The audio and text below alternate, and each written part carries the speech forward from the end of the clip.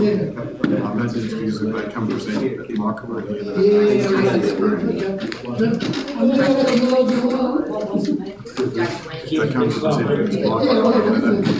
have to walk across the front of the screen. They come to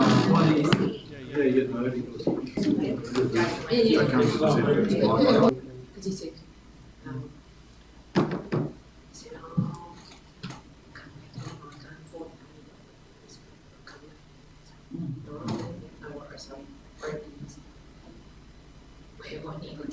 because I nearly bought a stick. I thought I better come here and register. It was so good. Probably would look after the dog more than me.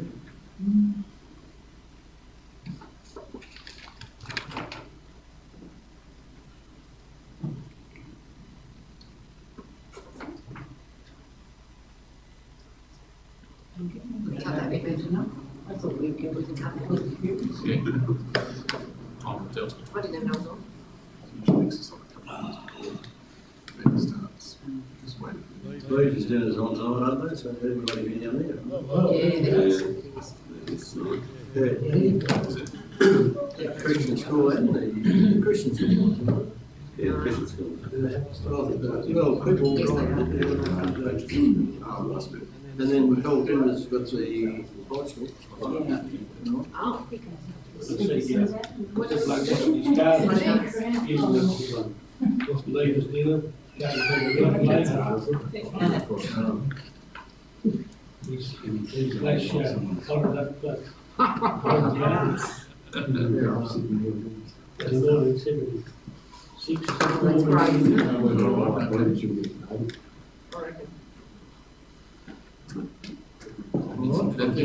Time's up. I reckon. I open the meeting and ask you to be upstanding. Simon to do prayers for us. Mr. Mayor, I'll pray and then we'll finish with the Lord's Prayer. Dear Lord, I thank you for this community we live in. I thank you for the blessings we have. Lord, as we celebrate the gift of your Son this Christmas, Lord, I pray that we'll just truly appreciate the blessings we have in this part of the world. I pray for safety over our community over this summer period as people holiday, and just pray for the councillors tonight for wisdom as they deliberate and make decisions in the interests of our community. And we pray as you taught us to pray. Our Father, who art in heaven, hallowed be thy name. Thy kingdom come, thy will be done, on earth as it is in heaven. Give us this day our daily bread, and forgive us our trespasses, as we forgive those who trespass against us. And lead us not into temptation, but deliver us from evil. For thine is the kingdom, the power, and the glory, forever and ever. Amen. Thanks, mate.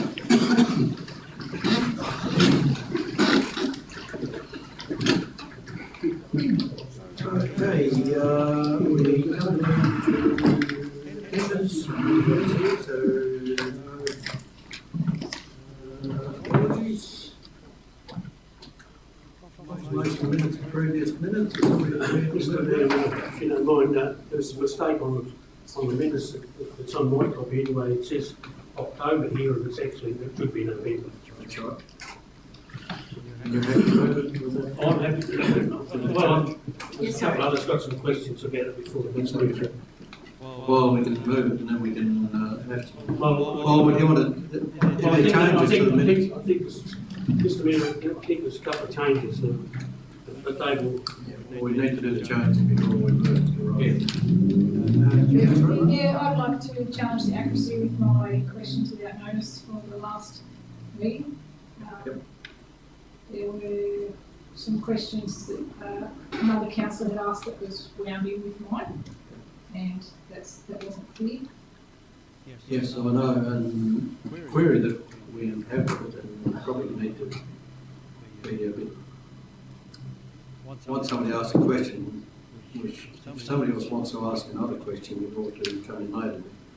There was other questions asked at the same time, so we need to change that. So for the accuracy of the minutes, you didn't ask the last question, as I'm understanding. That's Councillor Rowley, was it? It's Councillor Boston. Oh, Councillor Bosky. You asked about the helipad. Is that true? of course, if that's true, we need to change that, Councillor Edlin asked the question about the paramedics, but didn't ask the question about the helicopter. That is correct. Councillor Pavoski asked the question after I'd asked the question in relation to the airport prior to that. So he came in on that. I can understand it might have been a bit of a mix-up there, but that's where that question of Councillor Pavoski. Am I correct, sir?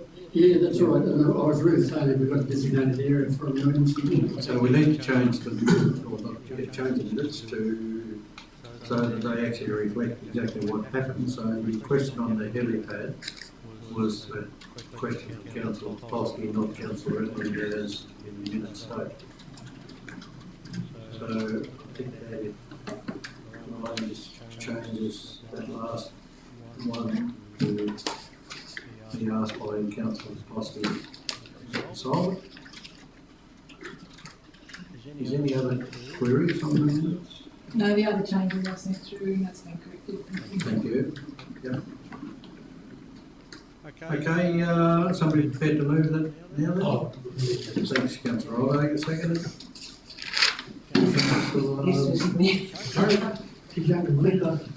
No further queries, so I'll put the motion. All those in favour? Against?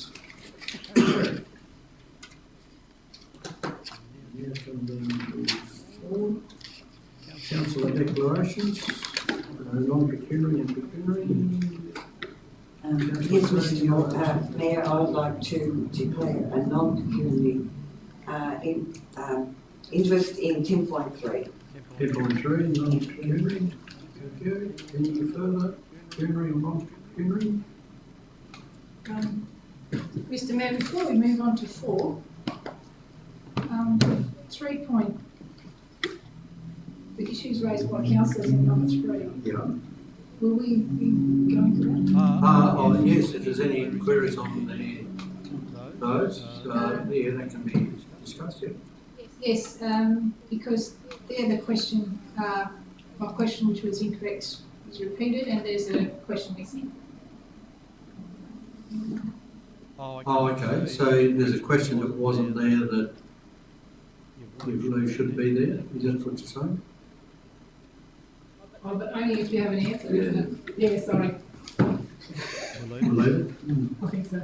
Mr. Mayor, I was just wondering, sitting there, that we were hoping that council would have an answer on Dismal Swamp before the 10th of December. Has that been received? So, through you, Mr. Mayor, in terms of the circumstances, I was advised by telephone from the National Parks Director recently, earlier this week, that they have received a number of expressions of interest for the site. They've had some subsequent inspections on site, but the Minister is yet to confirm which direction they will actually take with the site. They said that they would have some advice back to us probably by the middle of January at the earliest. Sorry. What's happened on page 8 and 7 is my 2 questions have been merged. So the second question actually isn't in there, but the answer is. So I wanted to ask for some more explanation around the regional connectivity program. The response is that Cradle Coast Authority has advised that they are in discussion and that there's been a letter drafted, and it says that the funding closes on the 17th of December, but I wondered if Circular Head Council is doing anything in that direction. Through you, Mr. Mayor, I'll have to take that one on notice and follow up in relation to our actions in that space, because I know a number of people have been looking at it. So do you want after Scott checks it, do you want a reply? Yes, please. I'd like to understand the efforts that we're doing to. So Scott's aware of which you're after something soon as you can get it. Yes, please. Thank you. Mr. Mayor, there's also in my question, it says the English River, and it's the English River? That's right. Oh, sorry about my Polish accent. Thank you. Nothing further on that? Let's move right along to 3-4 questions. Councillor, questions without note. Yes, Mr. Mayor, I have one. This comes from a mainland new resident. And he wanted to know, who's very nice about it, when did council culture change from helping ratepayers and people of the district to becoming a policeman over their properties? And does ratepayers look at us as a regulator or as a service to help people?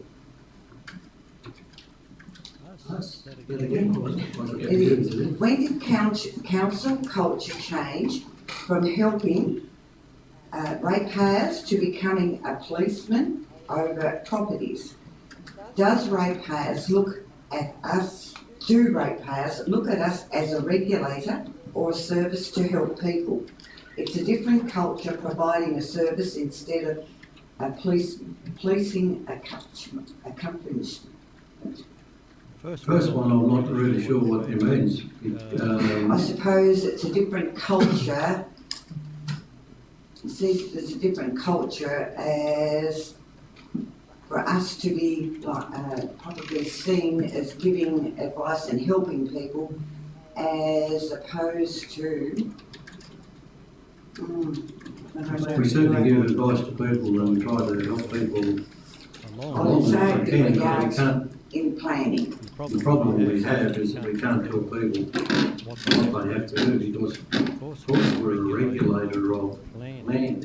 We can't tell people what to do, and then, of course, when we got to assess it, we can't give them an answer to the assessment until they put something in. And it's never been, all the time I've been on council, we've been a regulator like that. If it's always had a person calls it a regulator. That's never changed since I've been involved in the council, and we've always been dealt with planning, and so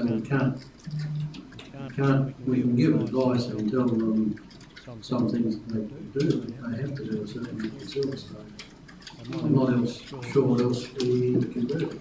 But if he's got a query, let him come in and talk, stop himself, and we can have a chat to him if they want more information.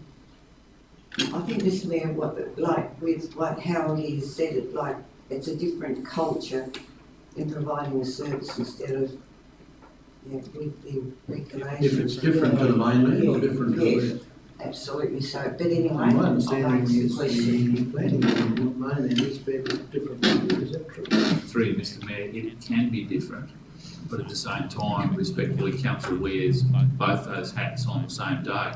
We can be helping a person with their first homeowner's grant, but at the same time, be issuing a notice for an abatement notice. So essentially, we play different roles at different times on different subjects. One of the challenges we face is sometimes we encourage people to interact with us and they choose not to. And that's where we can be viewed as being more the regulator rather than those that are helping. Yeah. But in terms of the approach that the Mayor and myself take, and a number of team members, they always seek to engage with the person to actually solve the problem first before we move to regulation. I know I've spoken to Damien on a number of circumstances in relation to management of animals and those behaviours. The dynamics around that is that we give them the opportunity first, but if that opportunity is not taken up, then council has to manage potentially the complaint in that environment. Any further questions? Councillor Roberts. Thank you, Mr Mayor.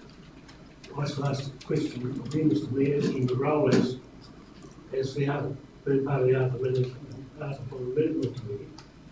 Did Parks have any discussion with that committee in relation to the campfires that they put a total ban on now? Was there any discussion with them about that? Because it seems a little ridiculous to have these bans when the sort of weather we've got a fine day today, but we haven't had too many fine days this last week. And I just wondered, did they have any discussion with the other fund manager about it? There was a meeting with the Art Fund and the Management Committee last Friday that I wasn't able to attend because I was in Hobart, but before that note, they had none at all. My understanding that the fire ban is statewide, it's not just Art Fund, and so, but I agree that this time of year, where it's pretty down here, especially in the stopping lanes. That does seem a bit ridiculous, but my understanding is that they do a statewide one. And previously, when fire bans come in, they normally do it with the south first and then the north. And then we're a fair bit later, but this year they've chose to do it all together. For what reason, I don't know. No, it's never been discussed at the time at all. Whether it was last Friday, I don't know. Because I wasn't there. Any further questions? Councillor Bosky. Yes, Mr. Mayor, thank you. Damages occurred to the bridge on Wades Road. Have we identified the damager and will there be a cost recovery? Through to Mr. Mayor, we've actually got our 6-monthly catch up with Tasman short into the new year, so yeah, I guess all the details around that will come to hand at that point in time. So I'm not sure. Not sure at this stage. Is there a police report on it? Have we found that yet? I'll take that part on notice. It's possible others beyond myself have got those details, but I don't have them at hand. So. I've got another one. In the engineering department, give us feedback on how transfer stations operating since we eliminate the need to use tickets. Probably take on notice through Mr. Mayor to greater detail, but monitoring the changes through the transfer station, they've elevated slightly as we'd expect with re-entry. They've now started to stabilise again, so it's pretty close to normal changes in previous years at this point in time. So. Looking forward to the report because when we make such a major change, will affect that because our ideals are to reduce landfill. I understand. That's my last question. We passed a motion through the year that RVs would be able to put waste into the transfer station at no cost.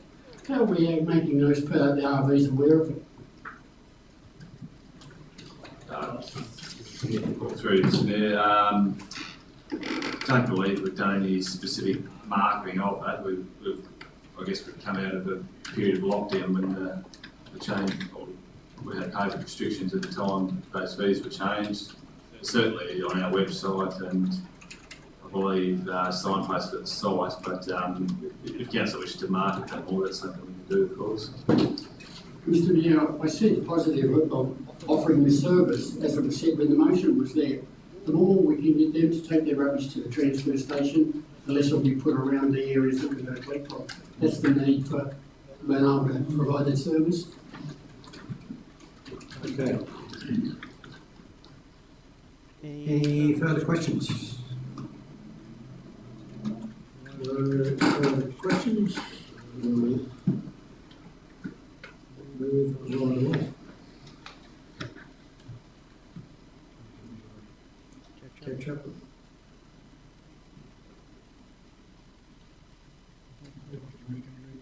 I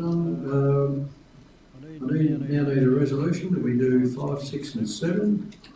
Is somebody prepared to move the recommendation? Thank you, Councillor Oliver. Second the Mayor. Any no dissenters? I'll put the motion. All those in favour? Aye. It's carried.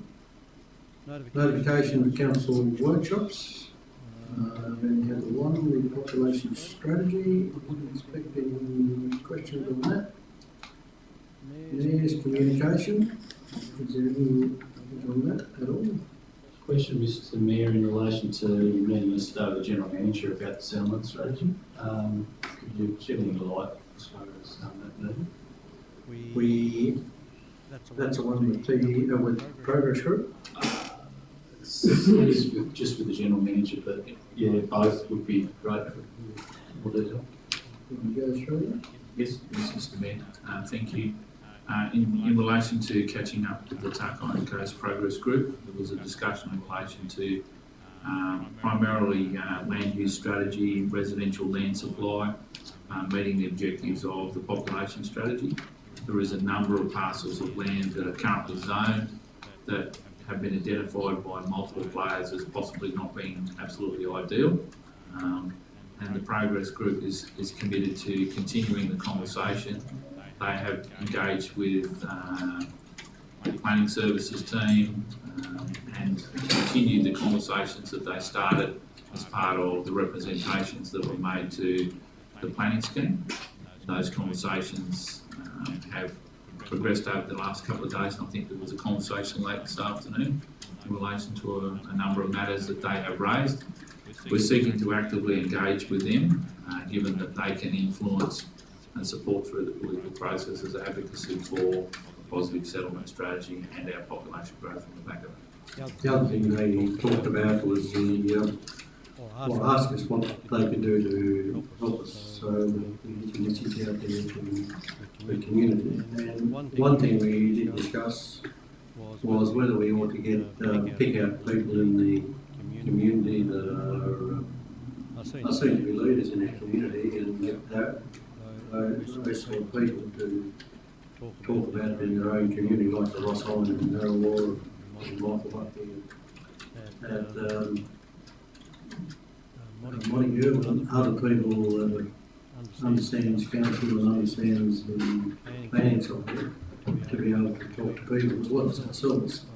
We don't anyhow, but we need to get as many people on board as we can to make sure that people actually understand once this goes through a little and assuming you will get what we want.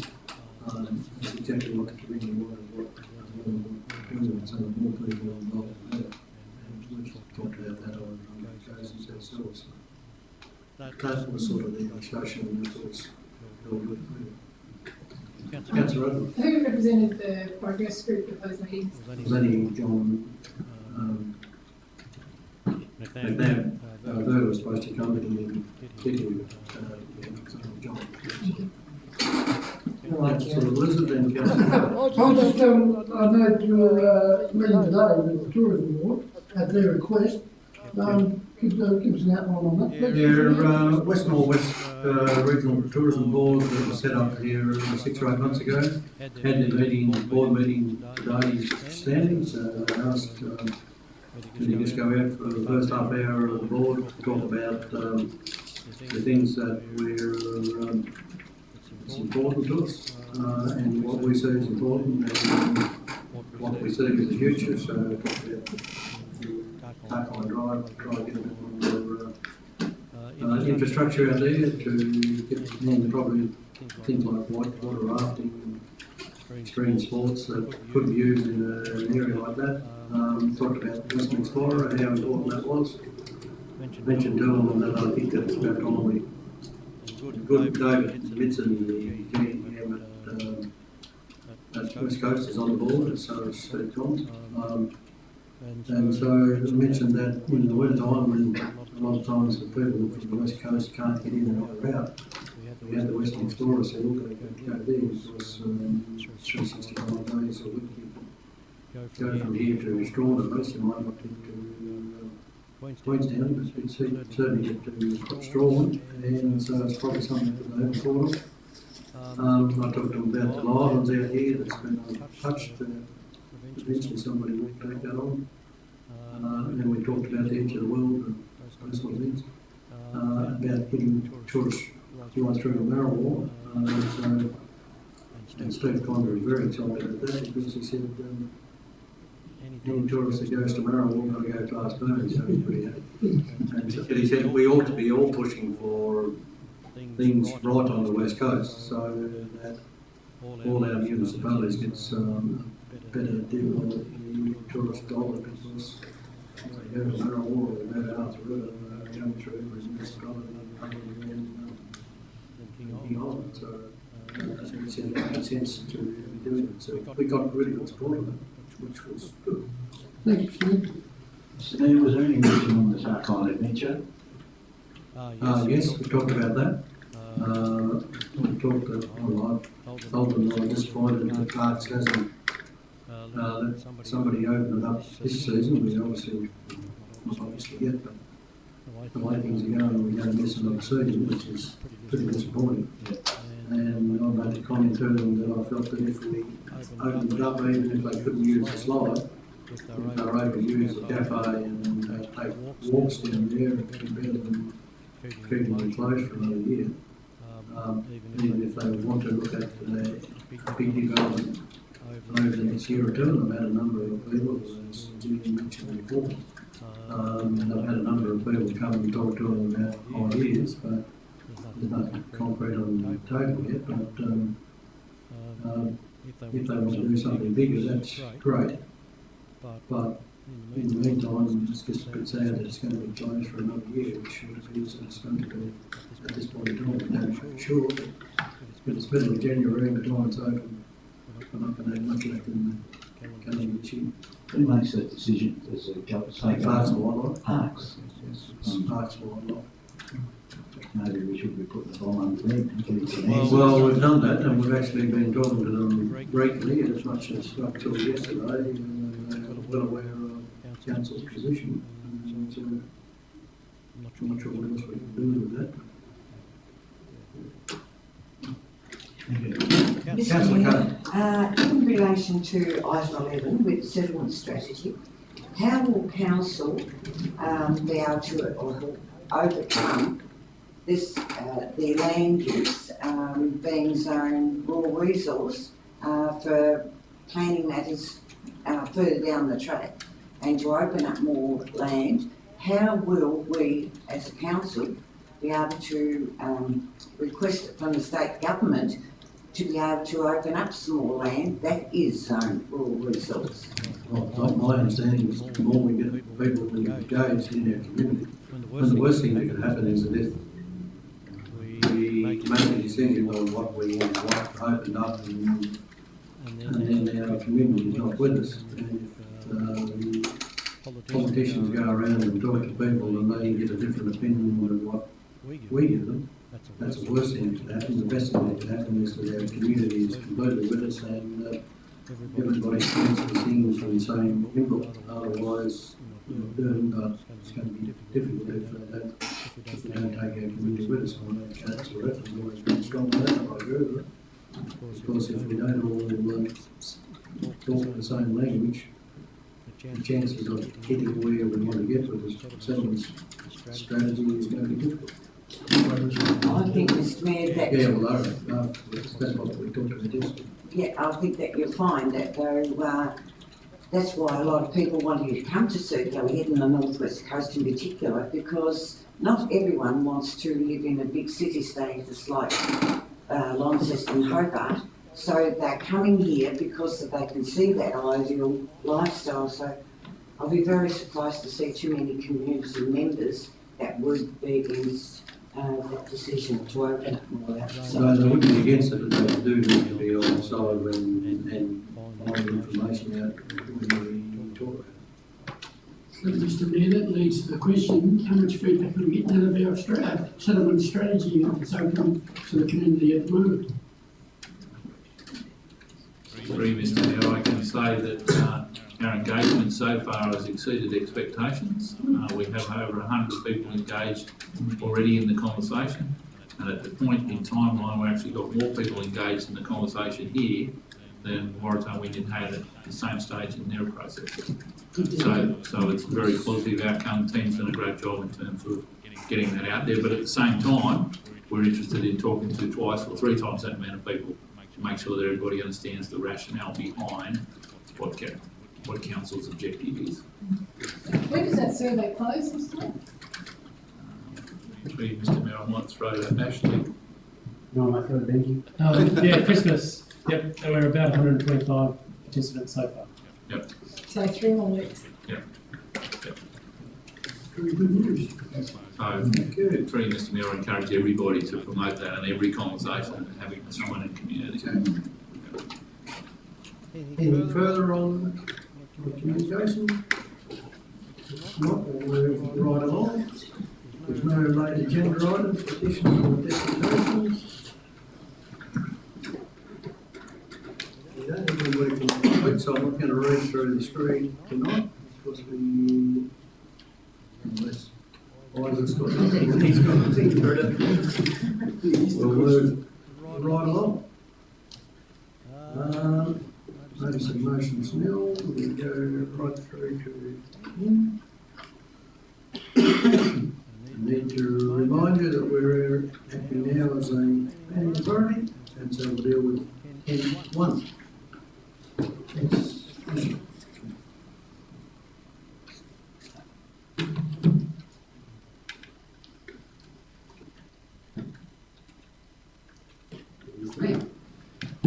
Oh, we've got a few on the agenda tonight, so we'll start with the first one, which is essentially just a placeholder for one we considered last month. That was on the table.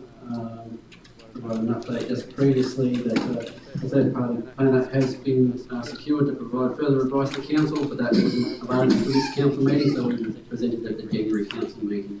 So the recommendation there is just to keep it on the table for a further month to be considered at the January council meeting in 2021. Thank you very much. Somebody prepared to move it? Councillor Harley and Councillor Kane. Requires any discussion, unless anybody's got any questions, quizzes? No, I'll put the motion, all those in favour? Aye. Against, carried. 10-2. Contribution of issues relating to the operation of state planning provisions. Thank you, Mr. Mayor. So this is a 35G report, which follows on from our 35F report that we had was it last month or the month before. This report is issues raised with regards to the state planning provisions themselves. So the ones we considered before with the local provision schedule, the state planning provisions. Quick summary: that's the word part of the planning scheme moving forward, and the LPS is more the mapping side of things. So the state planning provisions were drafted and adopted by the state government back in about 2017, 2018.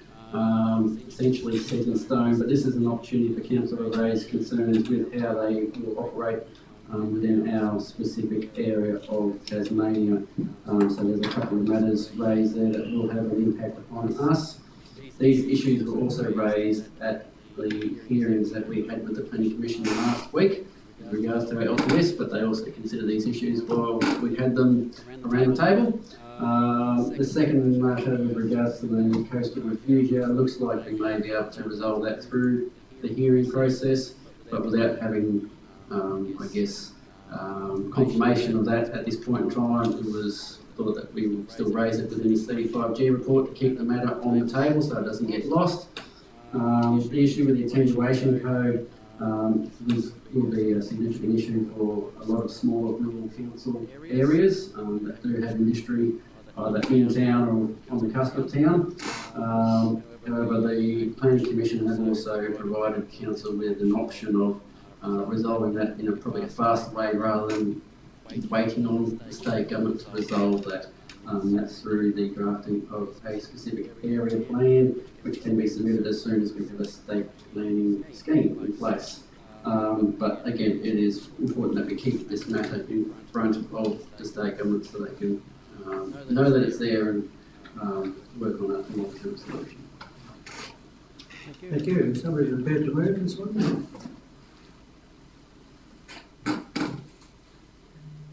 Yes, Mr. Mayor. Thank you. Second? Yes. Thank you, Councillor Bliss. Anybody wants to speak to it? Thank you, Councillor Riley. Mr. Mayor, tell me if I'm out of order here, but I watched the video, took place in a meeting in around some of these local provisions, took place at the Windy RSL Club. I rang the gentleman and told him it was there, so that he was well aware. What triggered me to have this lady that was running, of which former employee of this council, Mr. Spears, was chair of that meeting, There was a lady from Planning Matters, Tasmania, I think that's what they call it. Made a comment about some of this planning matters in relation to local provisions, but the LTAT has already signed off on some of these things, like in urban development. The buildings can now be 9 metres or more, whereas we've always had, you couldn't be over, or marginally over 8 metres. Is that correct, sir? Is it, because that's what they were saying. If you go back and want to read it and watch the tape, you'll hear it clearly, that's what she said. There was other matters on that tape that were not council got the blame for, but they weren't necessarily because they belong to, it's what the EPA does. And there was a person from down here who was very critical of council, but it wasn't council's fault because it's the EPA. But I just wondered whether you can make any comment about that, or whether that's in relation to this matter. My understanding is it was only in the cities where it was 9 metres, not here, but I'd be ostensibly correct. Mr. Mayor, just got Benji running off to double check. My recollection is 9 metres is within the statewide planning scheme, but limited to commercial zones, not in the residential zones. The residential zone stays the same, but local business, general business, it goes up to 9 metres in those zones. I can understand. Any further discussion? I think there's a long way to go, Mr. Mayor.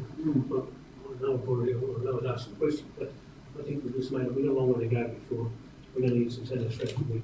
The planning issue's got to be resolved to get the strategy, more people in the district, the strategies about housing and all those sort of things comes back to this. So we've got a long way to go yet. Oh, it's a long way to go, yeah. It's going to be some months before, well, it could be, actually close to 12 months before it's going to be finally all resolved. Probably not 12 months, hopefully not 12 months, but you'd be looking 3 to 6 months. Most time for it's about 3 to 6 months. It's fair, we're planning it from the past. Yeah. You've got a great book there. Get it with me. I think we're going to say that whether it's not, I don't think we can do much about that, obviously. I'm only trying to get clarification of what was said, I'm not saying. Yeah. Confirmation, it remains at 8.5 in the residential zones. Thank you. No other further speakers? I'll put the motion. All those in favour? Aye. Against? Carried. 10.3. Mr. Mayor? Oh, yes, sorry. Councillor Kerr. We're on to 16, Church Street Stand. Thank you, Mr. Mayor. Take an application for a second dwelling on the property, plus a dwelling extension to the existing dwelling and a new carport for that dwelling as well. I guess the most significant issue for this one was compliance with the Heritage Code. But given that the new development is all happening to the rear of the existing dwelling, only parts of it will be visible from the streetscape, which is the major consideration here. Also, given the fact that there's quite a large industrial style shed right next door to the property, that minimises the impact on the streetscape as well. The eye may be drawn next door rather than the proposal as put forward, so recommended for approval as it generally complies with this. Thank you. So we're prepared to move this one? Yes, Mr. Mayor. Thanks, Councillor Foskey. Second. I'll second it, Mr. Mayor. Deputy Mayor, any further discussion required? If not, I'll put the recommendation. All those in favour? Aye. Against? Carried. Call Councillor Callaghan.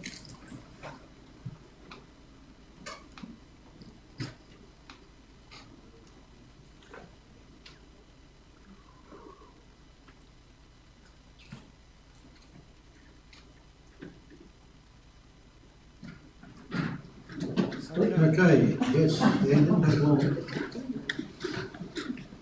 You must make let you go slow, councillor.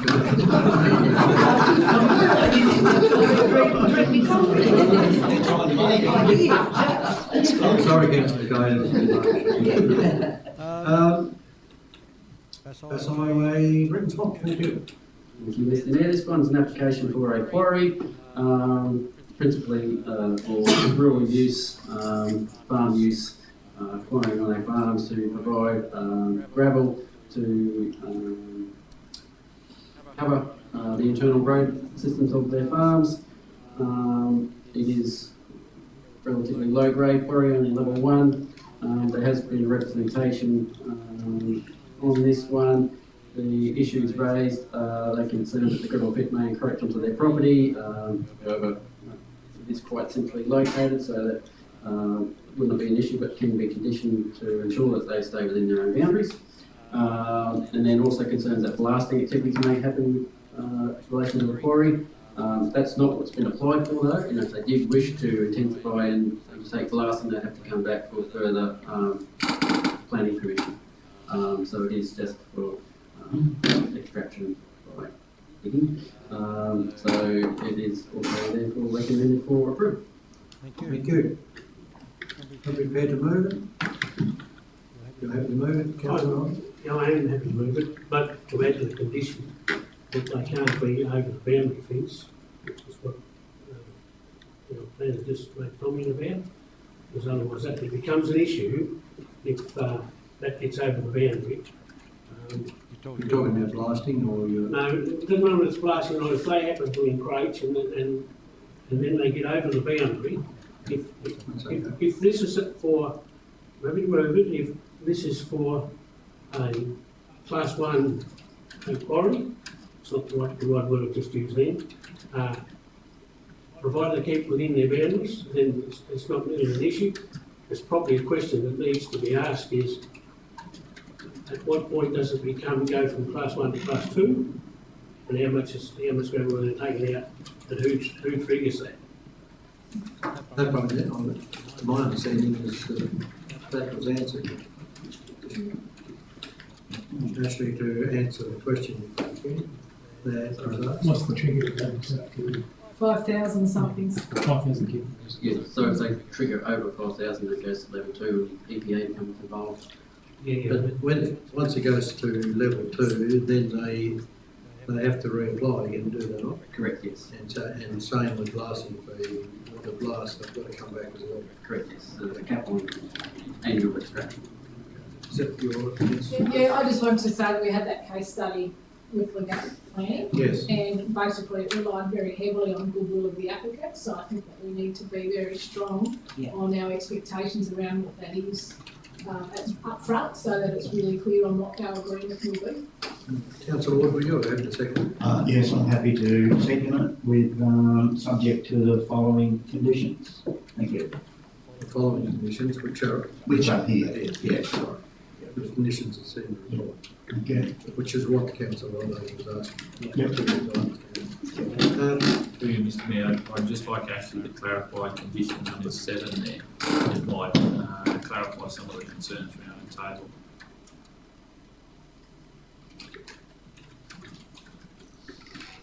As in reach condition, yeah? Yes, please. Yep. So condition 7, extraction for gravel is to be dug directly from the ground using earth moving machinery only. No blasting is to occur without additional permits being obtained from the relevant state authority and subsequent review of the current council planning permit. And 8 is probably important as well for council Within the property of the property. So who's going to make sure actually that they don't go to that level 2? Who's the controller to make sure it doesn't get to that level 2? Because they've got multiple farms. So how do we know that it's not up to a level 2, as we've known in the district in the past? You know, some well and truly over past this level. So how will council know if they're exceeding the limit, you know, of the extraction of gravel? Who's going to do that? It is difficult to monitor. So it would be via such essentially a complaint coming to council and council investigating, so then you'd have to be looking at determining how big the hole in the ground is and how much material would have come out of that. But there's no requirement for them to provide a log or anything like that for a level 1 ticket. Thank you. If it was a commercial mine, you'd be able to provide a log, as there'd be a way station heading out of the mine, but for something of this size, that's probably an unreasonable expectation. Yeah, just to understand how this works, so they, if they would need to reapply, like if they did want to change the activity from just digging to blasting, for example, they would come through and the same process would happen and the neighbours or whoever's the other stakeholders would be notified of that. They don't have to, in the same way as this one. It would probably be an expanded process, going to a level 2 application, which involves the EPA, so they'd be then providing environmental reports as well. But yes, there's definitely a longer advertising period for a level 2 application. So definitely opportunity for the neighbour to pass comment. They will be notified. Yep. Yes, thank you. Okay, anything further? Nobody spoke against, so I'll put the motion. All those in favour? Aye. Against, carried. Thank you. We now go to 10.5. Resolution about the substances dwelling. Thank you. Thank you, Mr. Mayor. Actually quite similar to one of the previous ones, so an application to put another dwelling behind an existing dwelling that fronts onto the street. Minor difference here, the existing dwelling is also then applied for to become visitor accommodation, so a B&B. But yeah, the new dwelling would be to the rear of the block. There are setback discretions sought for, and also provision of parking discretion that has been sought for. There was a representation that's actually adjoining a side boundary, but the discretion is to the rear boundary, so limited consideration is given to the impacts on that side boundary, as no discretion has been asked to that boundary. This is essentially the second go of this application as well. The current dwelling on site is heritage listed, so it had to go through the Heritage Council. They did not support the original application, so the second dwelling has been modified to decrease the height of that dwelling, and is therefore been favourably considered by the Heritage Council, and they have applied conditions to the permit. So this one has been recommended for approval as well. Thank you. Are we prepared to move the recommendation? Councillor Kay, Councillor Blizzard. Any speakers for or against? If not, the recommendation, all those in favour? Aye. Against? Carried. Thank you for that. Thank you. 11.1 basketball scoreboard report. And gentlemen, Julie's taking us through this one. Thank you, Mr. Mayor. The report before council essentially seeks to firm arrangements and make adjustments to the budget to support a new basketball scoreboard in the Swirl complex in the centre of Nelson Street. The report contains information that the grant application was unsuccessful, but council had previously discussed the opportunity to support the application if the grant was unsuccessful, and the report seeks council's endorsement to do that. Happy to answer any questions if there is any around the table. Councillor Kay. Yes, I'd just like to say to Mr. GM, the Mayor and all our staff, this was one thing that I'm very excited about, because I reckon it'd be 4 or 5 years ago, Neil O'Halloran came to me. I know Mervin's been going to basketball. They can't hardly see that scoreboard. This made my day. So yes. Early Christmas, I'll definitely move it. Fully support. Absolutely. Someone prepared to move it. Second, sorry. Yes, Councillor Alden. Thank you. Any speakers? Mr. Mayor, my understanding, I hear what the gentleman just said. I thought our contribution was 12,000 and subject to them getting a grant. It's just clarified that they said we talk about it if they don't get a grant. I can't recall that. my questions is what commitment are the Basketball Association going to put towards this? And if successful in getting the extra money, what increase in rental will be charged to the Basketball Association to be able to get a return on investment for this facility that we're putting in there? Through you, Mr. Mayor, in terms of increasing the rental, Council hasn't considered that. Council would consider that in its user charges at its annual budget.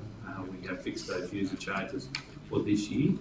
However, the contribution that the Basketball Association makes to actually running and maintaining the board is that they pay for the electricity, they pay for all the operational costs of the board through their user account for that facility.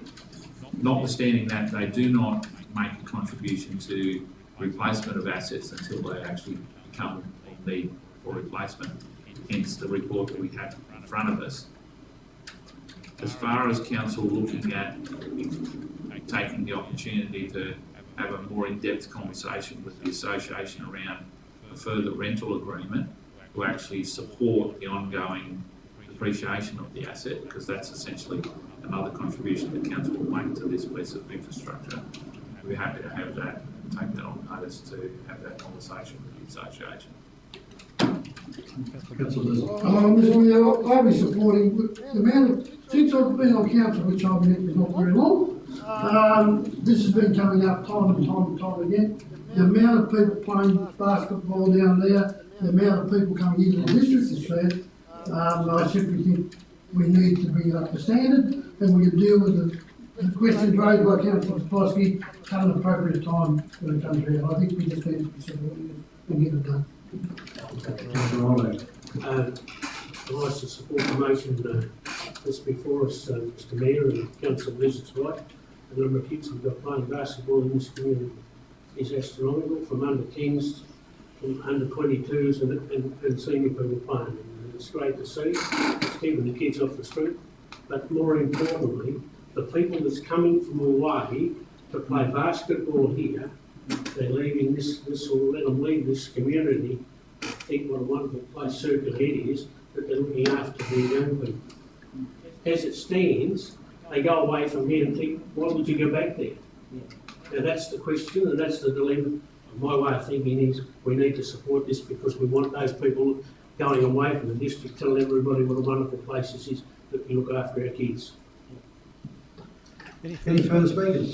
Mr. Mayor, I'd like to move a motion that council offer the additional $6,439 to the 30th of June 21. During this period from now till then, the basketball have got that period of time to pay those funds back to council. That'd be an amendment to the motion. You move an amendment that we put the $12,500 into it, up to $6,439, if this is correct, would be as a loan to them till June 21, where we could renegotiate or whatever you want to. It's up to you what you want to put, but that sort of thing would be in the state. Thank you, Mr. Mayor. I think we've already agreed to the $12,500. So in the amendment, I'm just asking for, as you've stated, the interest free of $6,439 to the end of June 21. During that period, they've got that time to try to get the money elsewhere and then have a workshop on the thing. Is anybody happy to second the amendment? My question is, the amount of money, 6,000 whatever, how would they raise that to pay that back? I think we need an amendment. We need a second for amendment because we haven't got an amendment yet. If we've got a second for the amendment, that's when we need to have that question answered. Well, I'm going to support someone who's put something forward for one of the first times, and I'm going to support the. So you're going to second the amendment? But I'd also like to say that I think that basketball itself is also really fantastic for our young kids, and that basketball itself is, it's a fantastic sport, and I agree that this topic's been around for a long time. I think that the board itself is necessary, but I'd like to understand how council actually evaluates which project gets up and which one doesn't from a limited pool of funds. So what is our criteria to evaluate one project over another for such a situation like this? So it's pretty Where we can see it's important, but what other funding avenues might be available or... Okay, is any speakers against the amendment? We're talking about the amendment now, all we're talking about is the $6,439.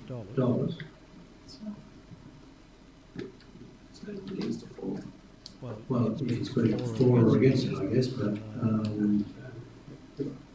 I want to rise I'd like to support the amendment, but just to state that we need to get the Basketball Association into a workshop to find out how they're situated financially, because we've got no idea at the moment. We have no idea how they're situated, what was thrown at them and why, and that's my understanding. So I'd like to actually put in, I don't know how you do that, probably not so much an amendment, but just something in there to see whether they're financially viable up until that June 2021, and then we reassess whether we put it up then, put it through. I'm not, well,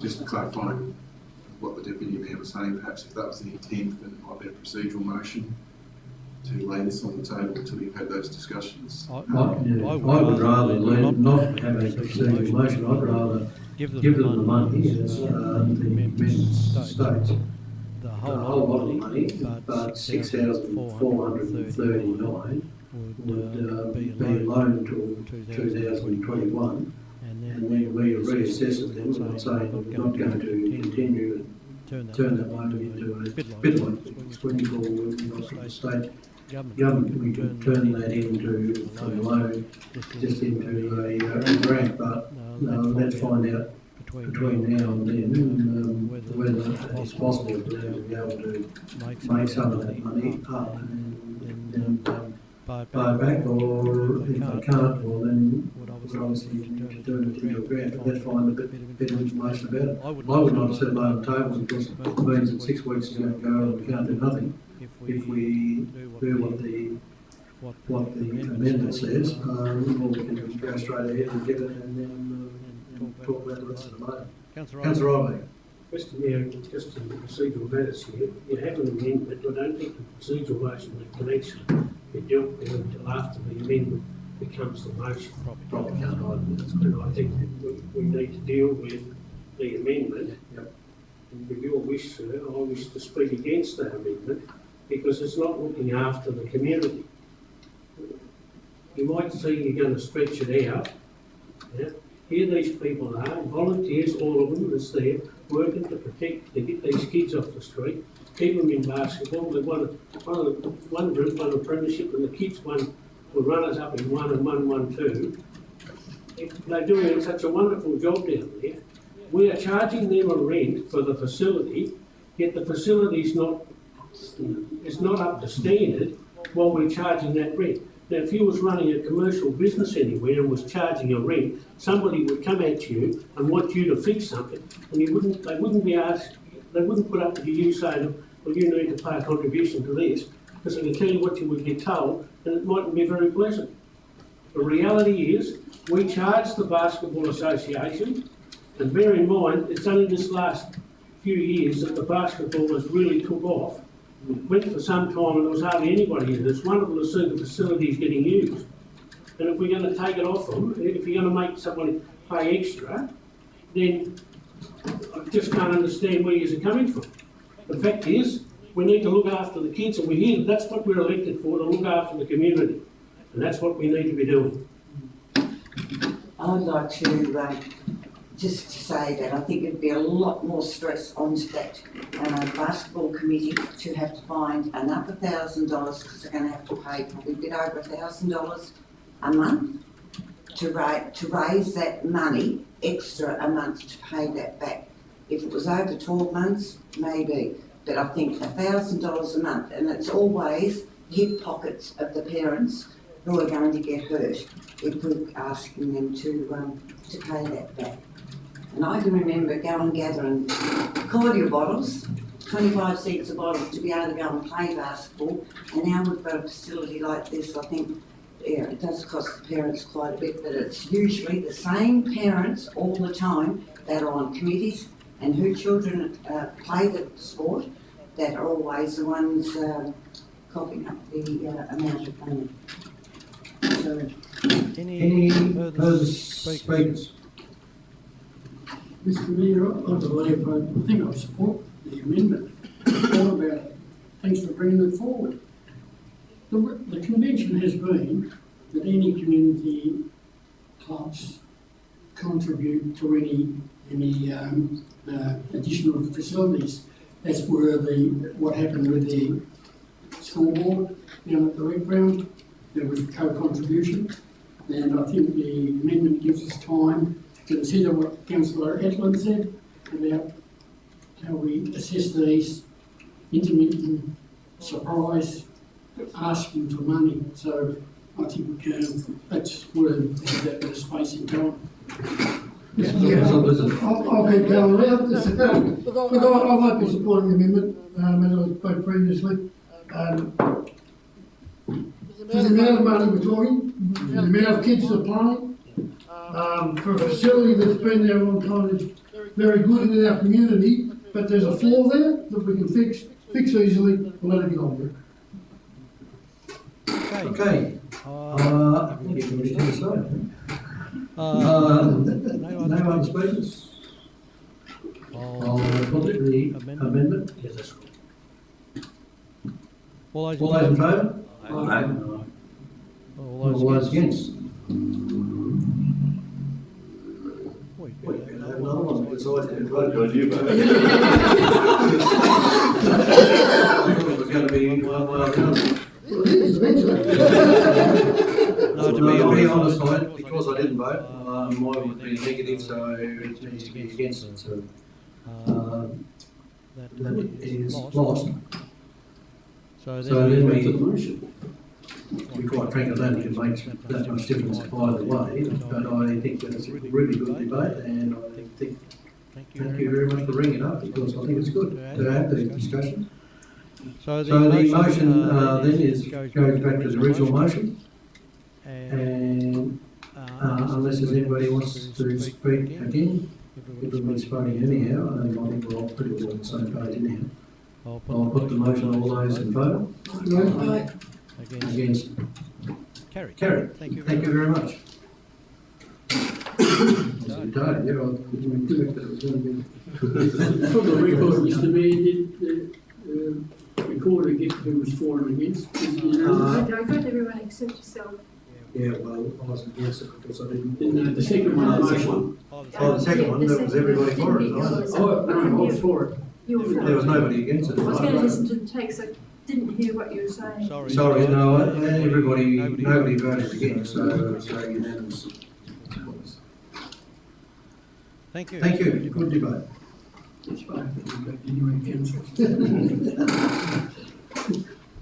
Pen two? Yeah, what's the other 10? Disclosures. The report for you is the public interest disclosure procedures. So every 3 years, council has tried to adopt procedures.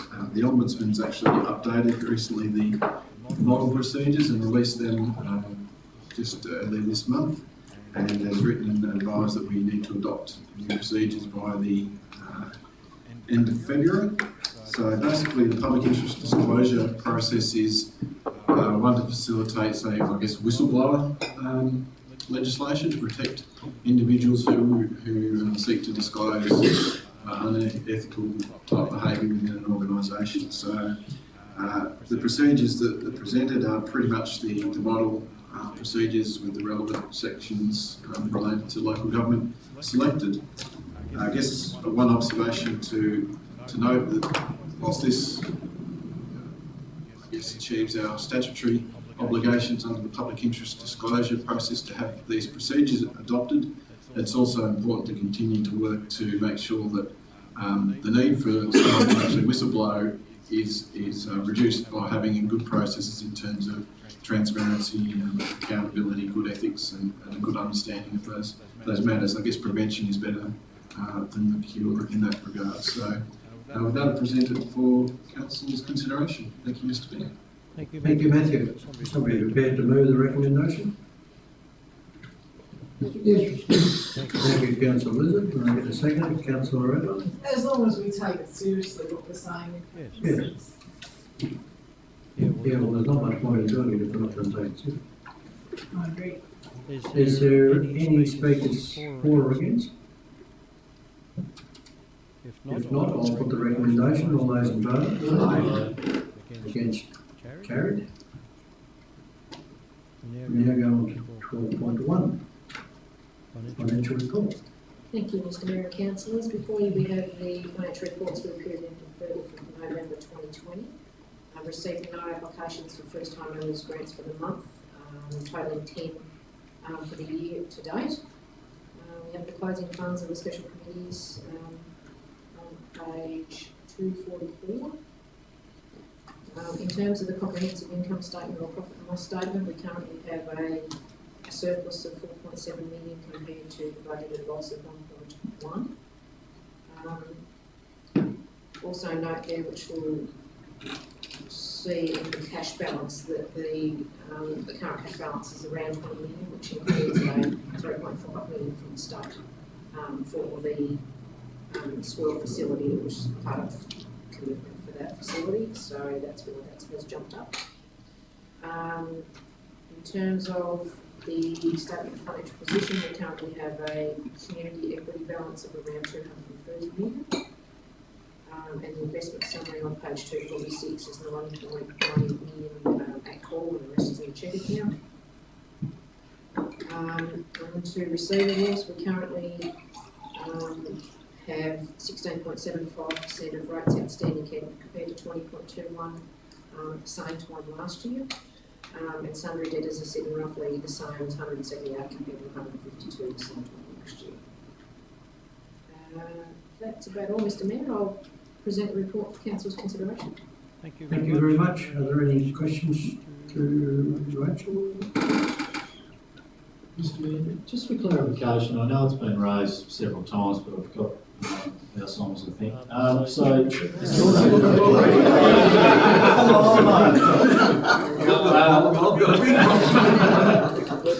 So the sale of assets, because it wasn't budgeted that we're going to sell those assets off, so that 248,000, where does that go again? I know Councillor Kowalski has raised that many times, but it just goes into the bank account, basically. It sits there as a reserve. Yeah. So it's not actually earmarked for anything. It just sits in there as a general revenue in the bank. Yeah. So, and can that be brought to, I suppose, budgets in the coming future as far as to use that money? it could, through Mr. Mayor, in probably a surplus position, yes. The council's currently in a deficit position, so I would think that would be something that would reduce the deficit for the current year. But yeah, definitely, if we were in a situation where we had a balanced budget and properties or other things were sold to make revenue to do other things with, then definitely that would be a situation where we could do that. But I wouldn't be advocating that in a deficit budget position. Yeah. Could help school less. Our deficit would be much less this year, right, than if we hadn't sold. Any further questions? If not, could I have somebody move the recommendation? Thank you. Councillor Zabowski seconded. So is it Councillor Osler? Yes. Councillor. I'll put the recommendation. All those in favour? Aye. Against, carried. We now go on to 12.3, Senior Management Report. Thank you, Mr Mayor. Before council, we have the senior management report for November. You'll note there relatively small contribution in relation to the agenda, given that it's only been several weeks since we had our last meeting. The Healthy Tasmania grant for Nourish Community Lunch referenced. The next community lunch will be a barbecue at West Esplanade on Sunday, 24th of January. Is the next event. We encourage everybody to make a diary entry and attend that one. Mayor's Education Fund, applications closed Monday the 14th of December. So if you're aware of any community members that potentially could avail themselves of that, please share the good news.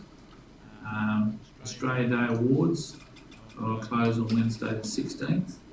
So application forms are still available. Citizenship ceremony moving into the region. There's reference there. Australia Day grant, council was successful receiving 2 grants to assist with Australia Day. That will help us offset some of the costs in relation to the event, but also the restructuring of the event, given that normal twilight on the duck type events will be harder to sustain in the COVID environment. Summer activities from the 15th to the 31st of January are listed. Learn to surf, outdoor movie, Australia Day Awards, fireworks display, Australia Day party trips, Nourish Community Barbecue, and Fish Care Tasmania have been engaged to be part of that new process, integrated outcome for this year rather than one big event. Under the youth banner, there's the Chill Report. Some very good information there has been provided in relation to some conversations that the group has been having. I encourage everybody to have a look at some of their ideas that are actually there. 7 Up Youth Centre has 15 young people at the moment. Coordinator Joel Case has announced his resignation from the centre at the end of 2020. The position's been advertised and hopefully we can recruit a new person in the next few days. I know that process has been rolling through. The mountain bike interest group, probably the biggest activity that's referenced in the senior management report. They're close to 40 people in this room with a discussion, and there was a number of people that have joined a more distilled working group to actually take on the task and the challenge in putting together their project plan, and that will occur in the new year. There was a very engaged conversation, some very good perspectives, very good broad range of community ages in the conversation. There's actually a number of the youth have taken up the challenge of being on the working group, so that'll be a very positive outcome. They'll be choosing some sites and working through a standing project plan in the new year with Deb and myself. In relation to the SES, as the Mayor's previously announced tonight, the Municipal Emergency Management Coordinator has been appointed with 2 deputies as well, and there is an emergency management workshop outlining the new arrangements, emphasising the importance of regional municipal emergency management relationships. It's been activated. In the tourism space, a number of activities are planned. Probably the one that will spark most people's interest is on page 259, where we will have the MV Coral Discoverer will be visiting Stanley on Saturday the 9th of January. So if you're out and about in the school holidays and want to see a decent sized ship in Stanley for a change, I encourage everybody to be in town. Limited COVID risk in relation to that because the processes have been put in place to manage those things. It's a circumnavigation of Tasmania, so in terms of those outcomes, a great thing for Stanley. I know Kim's been working with a number of the businesses and service providers in Stanley to maximise the opportunities there. Public information bulletin is included for everybody's reference. If there's any further questions, I'll be happy to answer them. Yes, Mr. Jam, because I know that there's so many on social media wanting to know Who in the hell come up with forage? It sounds like cows going to a paddock with the forage signs. Forage. Forage, That's for the right, yeah, cows. forage, sorry. For the cows. Yeah, so where in the heck, why couldn't they have had a taste, like, I think Councillor Posky said, the tasting trail or something like that? I mean, surely to goodness there'd been better wording than, yeah. That's right through the coast. I know, Yeah. I was just saying, I've seen where the map and that is, but, yeah. Through you, Mr Mayor, that was part of the process that was undertaken with Tourism Tas and all the regional I tourism like the associations. West Coast one, that's excellent, but I think they could have picked something a bit better, probably. Yes, I'm encouraged to hear the GM's report on the mountain bike group. It's great to see, and this is what we need to happen with projects like this together, to have a group to come in and support it, not just one or two. So that's a really good outcome, I believe. Also, we've got some smart youth in our district. I may not see it, but by reading this, and top of the list, tourism ideas spectre and circular there. Extend the boardwalk towards the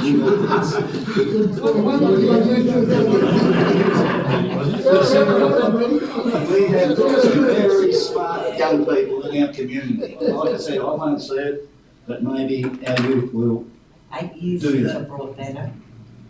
Thanks, And also, very well done, Mr. GM, on your out and about in meetings. Thank you.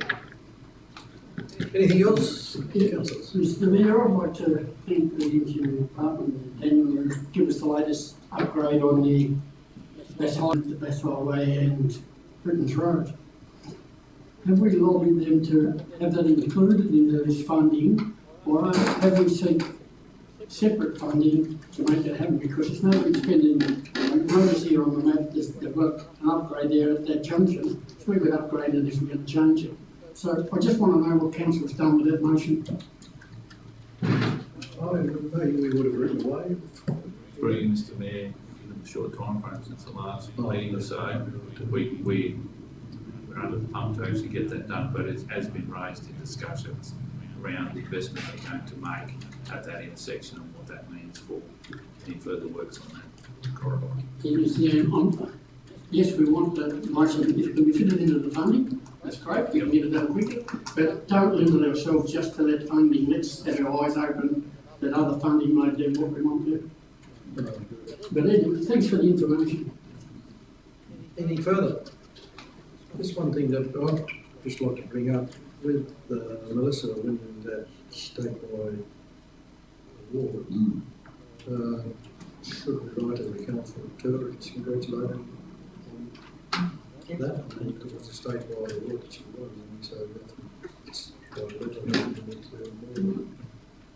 Write a letter on behalf of the council, just congratulate her, and I think there was an article in the paper about it. But we should do something. Nothing further, somebody prepared to move? Just on that connectivity, there's a letter there from Marshall. Yes. Yeah, just wondered, so they're saying that if local governments support that and possibly have contributions, that would have a better likelihood. It looks like it's separate to what was mentioned before, that's closing on the 17th of December, which is the Regional Connectivity Program. So either way, we need to put something forward to see which one's going to actually get funded. I'm pretty sure I gave a lot of notice about this coming up, so I think it's a really important topic for our area, and given that Internet of Things and the productivity for agriculture and how important that is, I'm surprised that we are sort of only at this stage. I would have thought that we'd be a bit more advanced with our movements on the topic.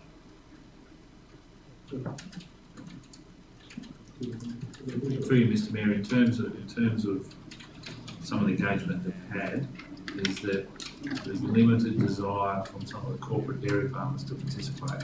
So that's a bit of a holdback in terms of engagement that we've had with Telstra and other providers around how we can actually make that work, but I've certainly taken on notice and followed up. Or for example, a school that doesn't have correct internet, or a whole area up in back forest, or, you know, that this has been discussed with BDL for years now. This has been brought up to a topic and hit walls at state government level over and over and over. And here's two avenues from federal government which is saying, we want you to apply. So I would think that that's something that we would be interested in. Even if we funded the infrastructure itself, we've been to the Telstra meeting at Rocky Cave, we've had the NBN talk to us. So there's people out there without internet, and then they don't have digital literacy if they can't get access to internet, and they will be behind, and they will be marginalised, and they will be a cost for local, state and federal government, as well as missing out on the productivity that we will gain from internet access from businesses. So it's all there lining up for us. We just need to get organised. Forest and Tigari have been pinpointed as 2 points, but the district itself has a lot of points that. I did speak to Gavin Pearson about 3 or 4 weeks ago. I asked him if he did anything more from council because he talked about forest, flowers, coast down in Tigari. Yeah. He said, no, I'm all over it. He said, leave it with me. He said, I'm pretty confident that we've got it under control. But I said, council has been, as you said, we've been talking about this with for some time now. He said, he's got it under control and he's working as hard as he can to do it, and he didn't need any further letters at this point in time because he had enough information. So. Yeah, but that's his letter there. Yes. I mean, yeah. That's just to understand. Yeah, so Gavin Pearce is going to go to a different funding stream as Colton and the regional connectivity project, because that's 3 as far as I can see. My understanding he was going through this one. This one. Okay. Yeah. But will we have to put in an application? It's a grant. It's a grant. Round 5A. Well, we can look at that as well. I can certainly follow it up. Yeah, well, I can see 3 streams there. If we don't get organised and apply, we might miss out. Which would be you're right. I mean, we need to be talking to Gavin again and be seeing what else we need to do. Yeah, because the other 2 seem independent from Gavin. That's why I'm a bit confused. Okay, yeah. Mr. Mayor, the problem is that when I was last in the presence of the Minister for Communications, he looked at the map and said, wow, Tasmania's got so much coverage. But that's not the issue. It's not the coverage, not the signal. It's the throughput. It's the speed of the data. As you're well aware, Martha Pond, you've got coverage down the west coast. You've got no connectivity. You can't connect. And that's the same in most of the areas. It's the throughput because they stack repeaters on repeaters. They just overflow on the pipe. You can't get 2 inches of water out of an inch pipe.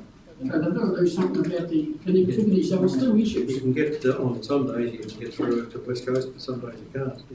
Yeah. And I think that the 2 people go there, you can't. Yeah. And I think that at Montague, there's a certain speed and then it stops.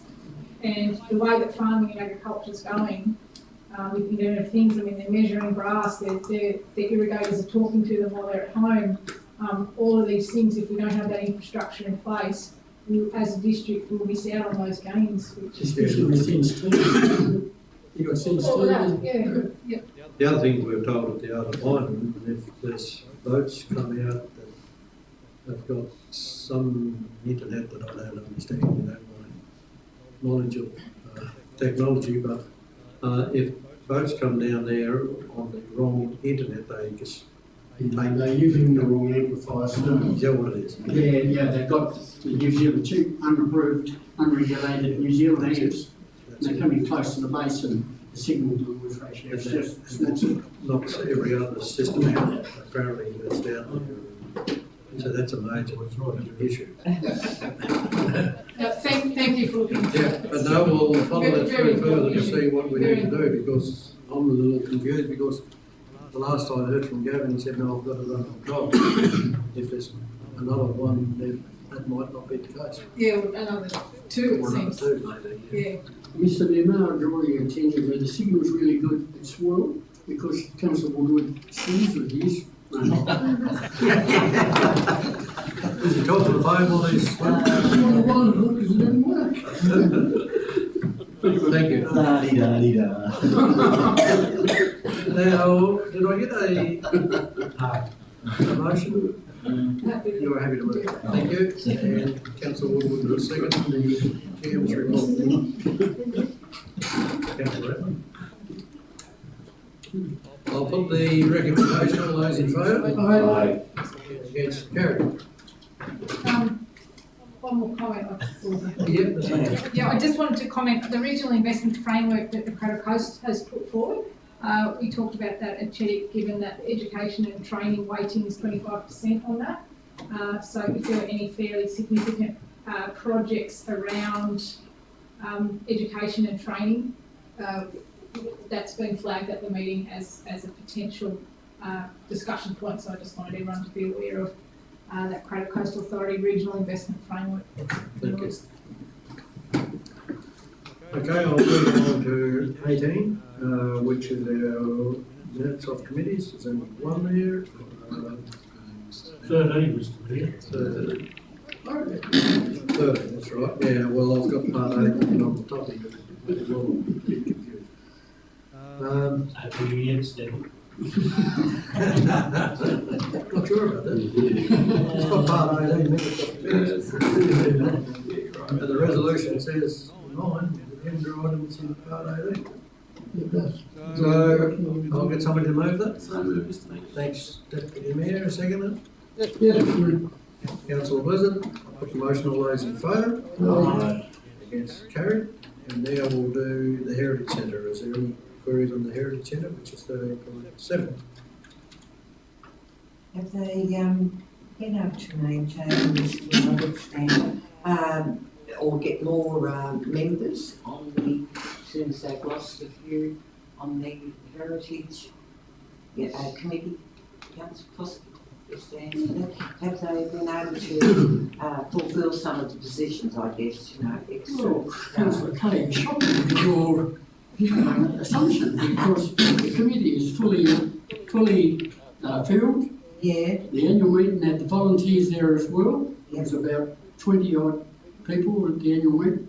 The president report was excellent, and I thought they had a good year, and congratulated them on behalf of the council, on the volunteers and the committee that have been working so hard.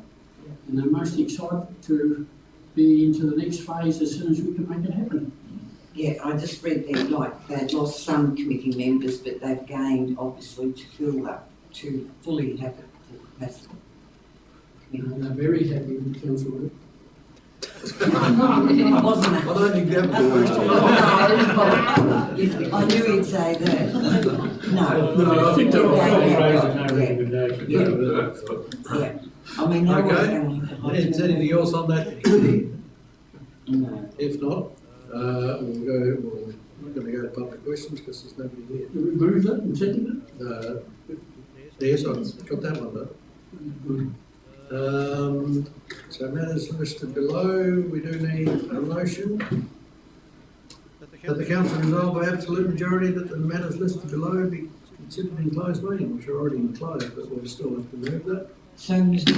Mayor? Thank you, and Councillor Bradley will second that. I'll put the motion, all those in favour? Aye.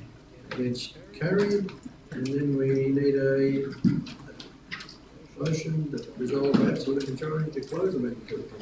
So moved. Councillor Ives Harris, Councillor Woodward. Put the motion, all those in favour? Aye. It's carried. Just need to turn the technology on.